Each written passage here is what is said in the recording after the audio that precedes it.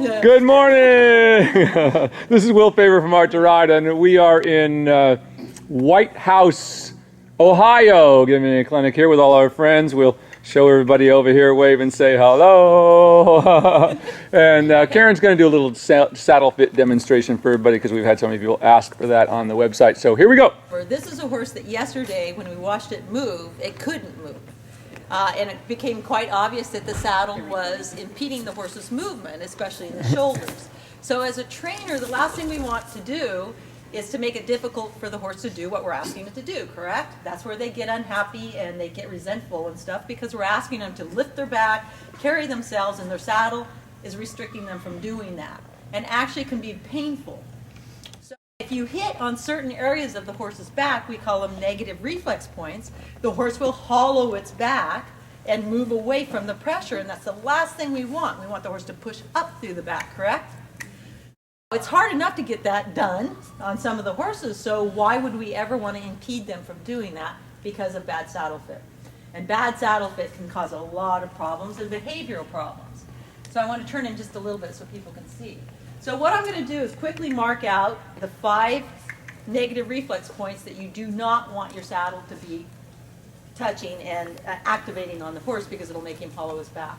So one of the first places is the shoulder. I find the edge of the scapula, which is right there. This is the shoulder bone there, which attaches like this. So when the horse's leg goes forward, the shoulder comes back like this, yes? You can watch it when you lunge him. So if this shoulder comes back and it's hitting the saddle, they start to reach, it hits, they pull back. So you never get this motion, you get this motion. And this is what we saw in this horse yesterday. And it was very obvious he was not willing to extend to the full range of motion because his shoulder was hitting on the saddle every time. Not very happy position for the horse to be in. The next area is along the spine. You have tendons and ligaments on each side of the spine. These, over time, if your gullet of your saddle is too narrow, it sits on these tendons and ligaments, and it makes that very, very sore. I've seen horses, you come up, you touch here, they just drop right away. It's the tendons and the ligaments. It's not muscles. This big longissimus muscle is very thick, very, very supportive. It's a good place for the saddle to sit. But right here on the tendons and ligaments, no, it's not. It's a very tender area, very susceptible. So you need to make sure the gullet of your saddle, you understand what the gullet is, the space between the two panels, is wide enough for the horse. How wide does the gullet need to be? I feel along here, right there, the tendons in and the longissimus muscle starts. I can feel it. It's a little bit of a shelf. There's a different feel there.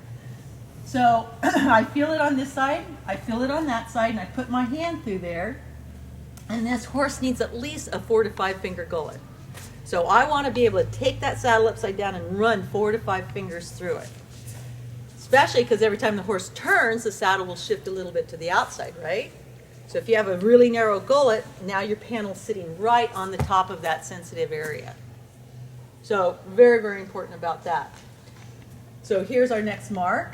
On this horse, it's right there. Now the next area, and this horse, it's very important in this horse, is the length of the saddle. You have your thoracic vertebrae, which the ribs are attached to, and they come down like this. They're very long. You can all envision that, right? So we do not want to go past that last thoracic vertebrae. Well, where is it? We can feel it, number 1, right here. Curves up, goes under the big longissimus muscle, ends up about right there. The easy way is to take where the hair comes together. I don't know why this works out that way, but it does. Take where the hair converges like this, go straight up, it's the same place. That's a pretty short saddle support area. The reason for this lumbar vertebrae, the pieces the wings of it are very short and they're very thin. It's not a good supportive area. Besides the fact that when the horse, especially when the horse canters, there's a lot of motion in the back right here. So if the horse goes to canter and pushes up and it hits the pressure of the saddle, they'll hollow, they'll buck, they'll forebeat, they won't want to canter. So very, very important to stay off this area. We'll put a big X because that's the bucking area. If saddles hit their horses will often buck. Yes, big no-no. So the next one is here, and this rarely is a problem. This is where the ribs come out from underneath the longissimus muscle. We just wouldn't want a saddle to sit on ribs, but that rarely happens in the English saddles. Now the last, but one of the very, very important areas is this triangle area right here. It's a hand's width down from the wither. The reason for this is a totally different muscle. This is your trapezius that goes like this. This is what helps lift the horse's neck and controls what the horse does with his neck. So if the horse has no room, see this right here? There's a cranial nerve, see that? That's a cranial nerve 11. It's not tender, it's just a reflex point. Just like all horses have reflex points. See that? See this? They're all reflex points. Now there's one right there, which will make the horse hollow his back. We don't want that at all. So it's very important to stay off of this. And the other thing we noticed about this horse when it was being ridden, didn't want to stretch. It would stretch and then it'd come back up and stretch and come back up. That can be a very good indication that as the horse's neck goes down, this muscle widens, but it has no place to go. So it's uncomfortable. Starts to go down because we ask it to, and then it goes, ugh! But that makes it more uncomfortable, so he comes back up. So this horse spent a lot of time kind of going like this, and he could not find a comfortable spot, and it was obvious. We put a saddle on that stayed away from all these spots. Horse was happy. Horse is happy, we're happy. So here's your area that you need to, the saddle needs to stay in. If you stay in here, you're gold. You start hitting these other areas, and they can, especially this shoulder area, you can actually chip off the cartilage at the top of this shoulder bone. It's not bone here, it's cartilage. And some horses have been permanently retired because it actually can chip that off. Because you have to think that the gullet of this saddle is steel. It is hard. The horse breaks, not the saddle. So if this is laying too close here, it hits. If it hits hard enough, it starts to chip it off. So this is very, very important here. So now that we've got this pattern drawn up, let's bring your saddle out and see how it fits. So that's her saddle. That's her saddle. Okay, what's one of the most obvious things right off? Right off the bat. Huh? Shoulder. And way too long. Way too long.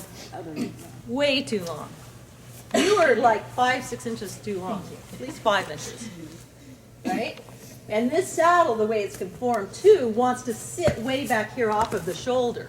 Almost too far, but what it did was it allowed, if you turn the horse a little bit this way so everybody can see. Ooh. But see how this saddle sits so closely up here? Yes, especially once the rider gets on.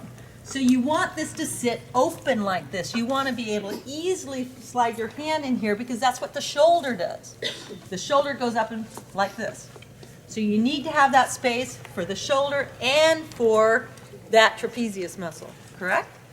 Does this all make sense? Yeah. Thing is always trust the horse. If you guys would have seen the difference in this horse yesterday, it would have made a believer out of you. Because the difference in the way he moved in his demeanor and everything was very, very impressive. So we've got a couple problems. We've got this. It's too narrow at the top, too wide at the bottom. It's not being supported on the good longissimus muscle.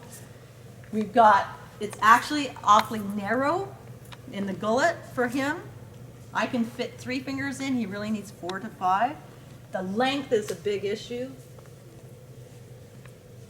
It doesn't hollow too much. But see where it wants to sit on this horse? And see when you put it where it should be, it's like this. So you've got all this pressure back here. So you've got too much of a backward balance. We have the other saddle? Yeah, go ahead and put it on.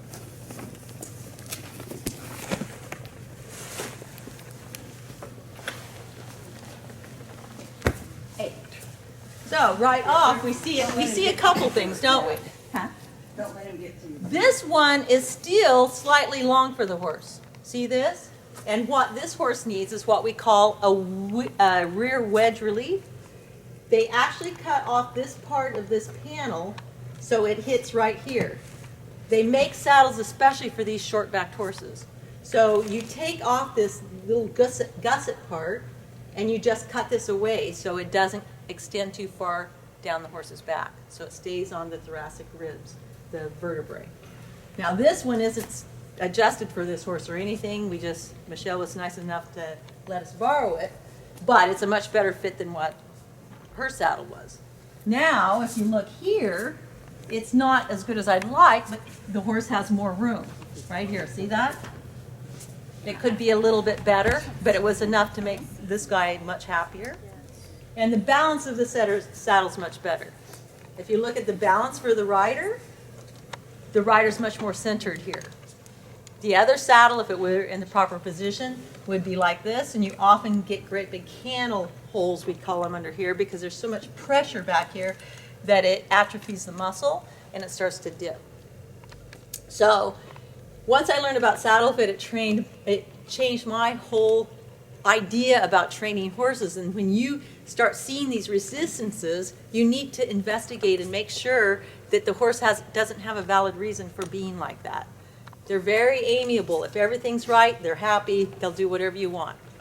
But if they're not, you gotta make sure and go through all the processes of checking everything. Shoes, saddle, gear, chiropractically, all of these things to come together. Okay? Any questions?